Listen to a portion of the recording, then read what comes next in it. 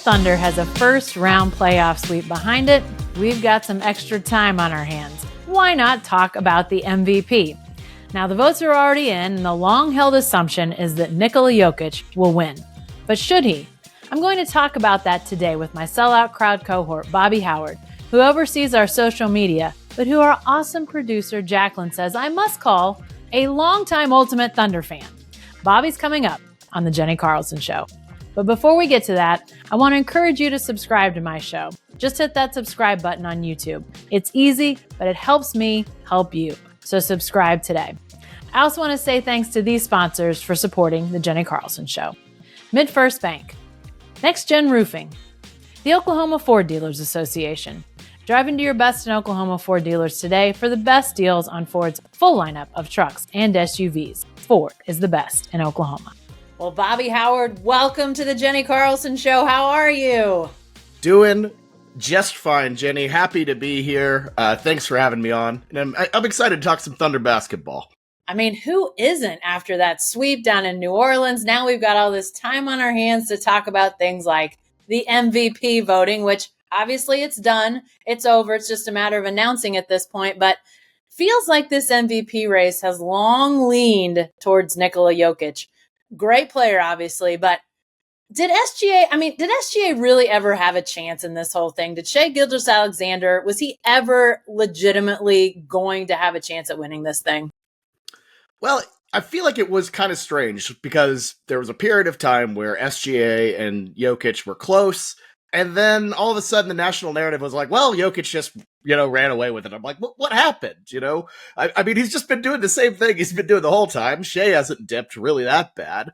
But frankly, the award is slanted towards these multifaceted big men for a couple years now. And honestly, if Joel Embiid stayed healthy, Shai might have been behind him as well. So, frankly, it's really tricky to win an MVP as a point guard right now. So maybe he was doomed from the start, assuming both of those guys stayed healthy.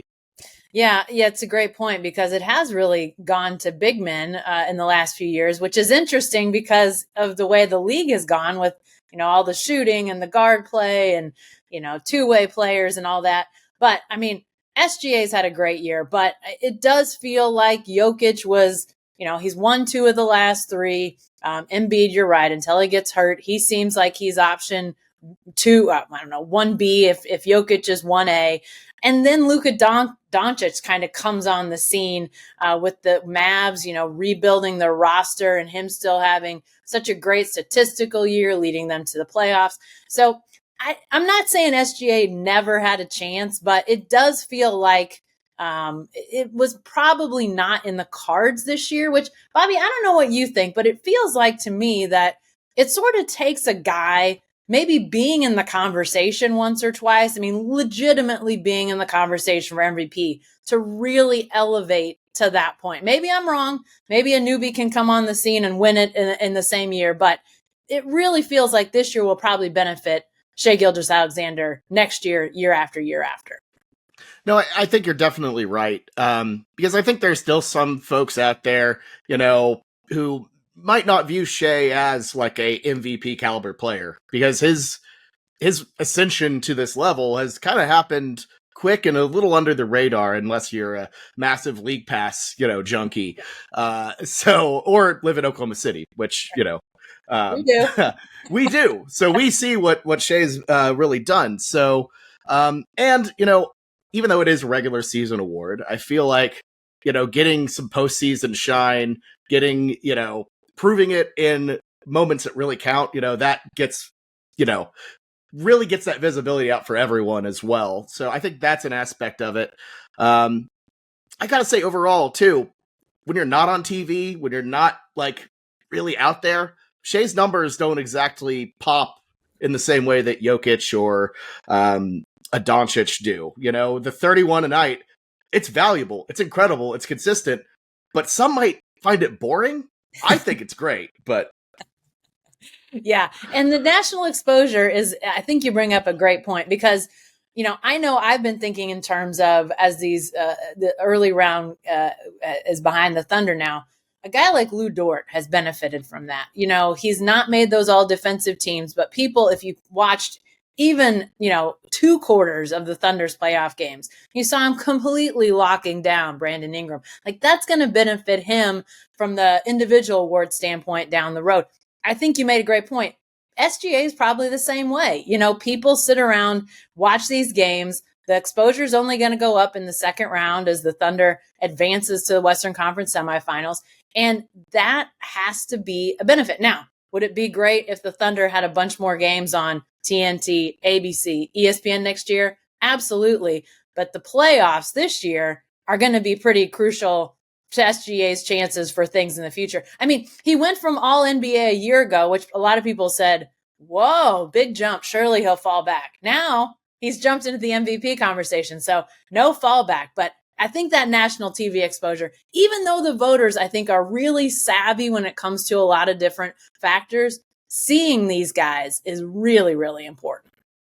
Yeah, no, I mean, absolutely. It's incredibly important. And I will say, I feel like when Shai and the Thunder were on national TV, they almost like didn't get the good games. Yeah. Either, a star player was missing or like I feel like that big Mavs game that everyone was hyping up at home, and then Luka goes out, it kind of takes the sting out, or just kind of takes the air out of those big matchups.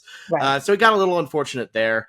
And this might just be this. I haven't looked at the stats. This might just be a purely vibes based take, but I feel like when he got to a national TV game, he didn't really have like the big Shai games. He was just kind of good.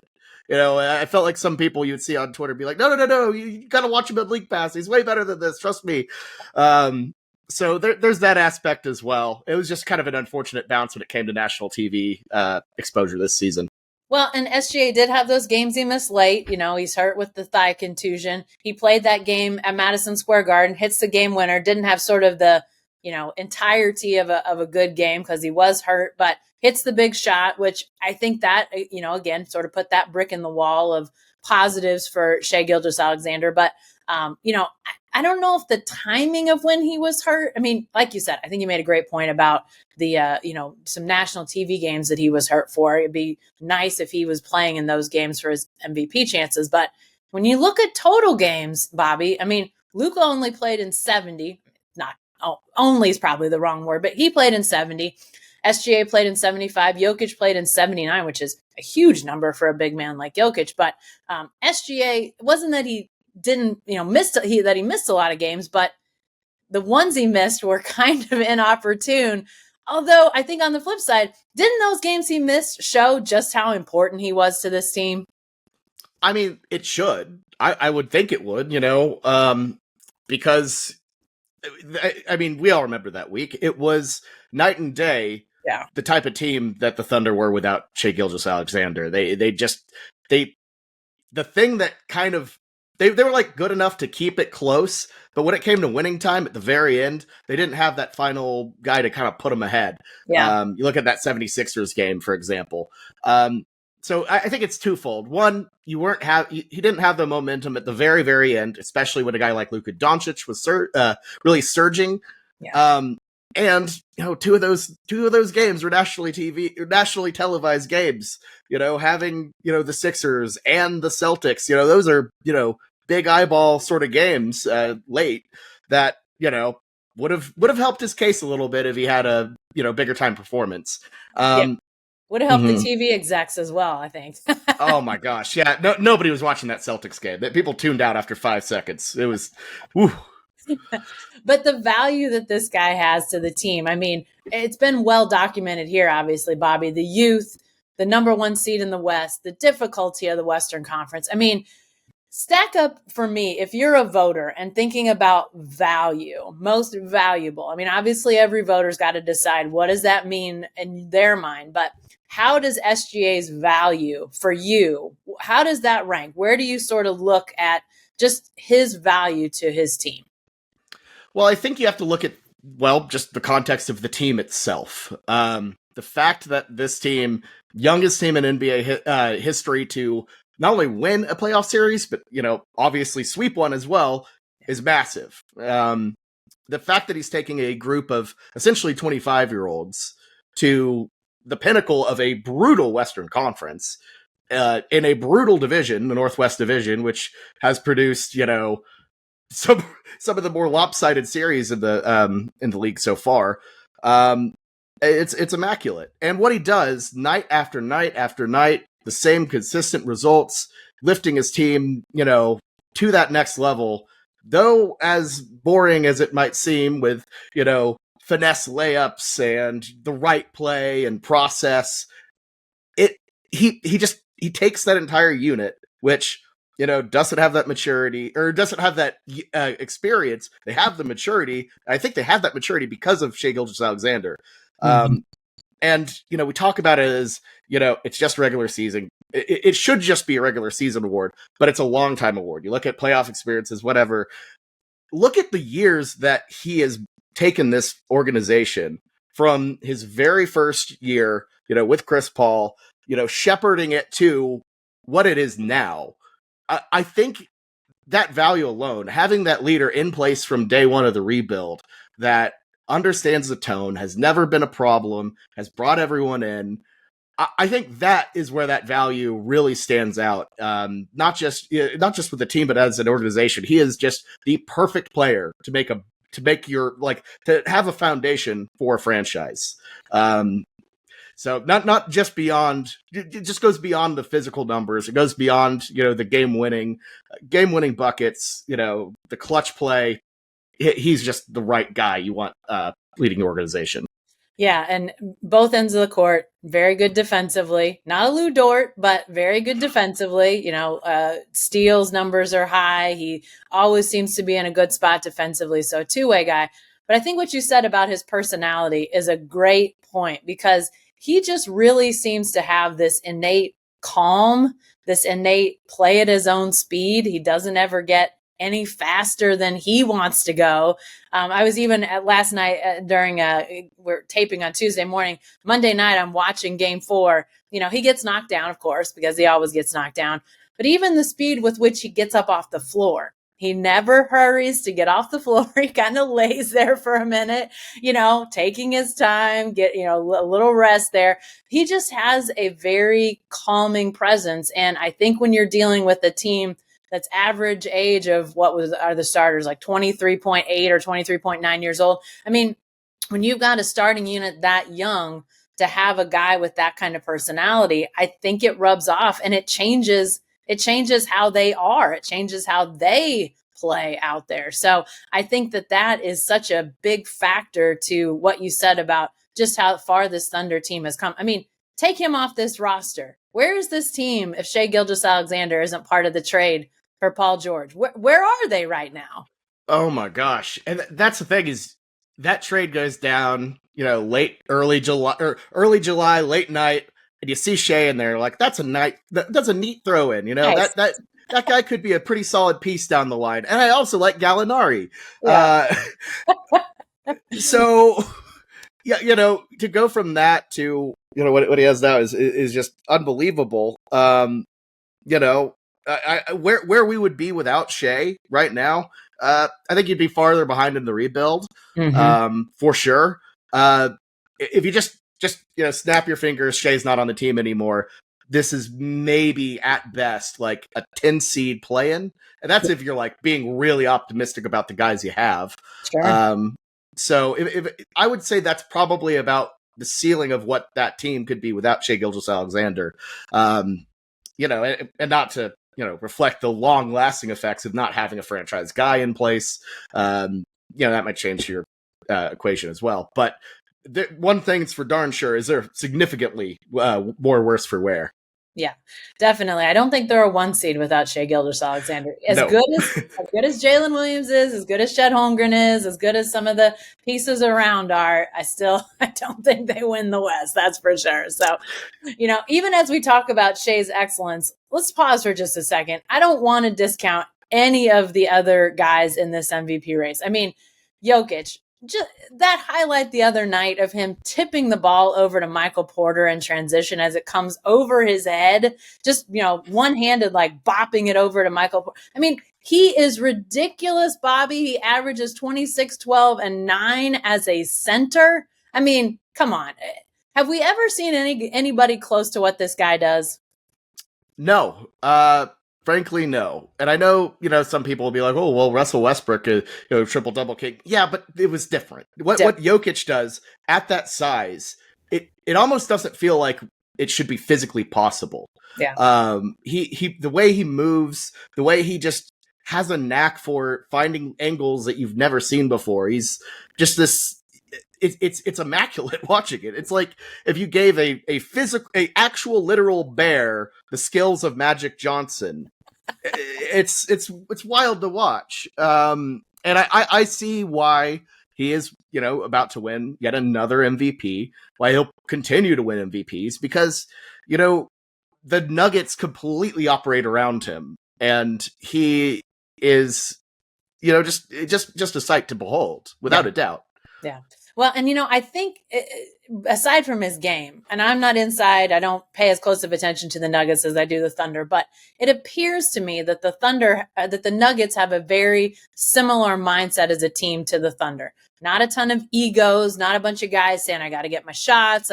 Where's my accolades?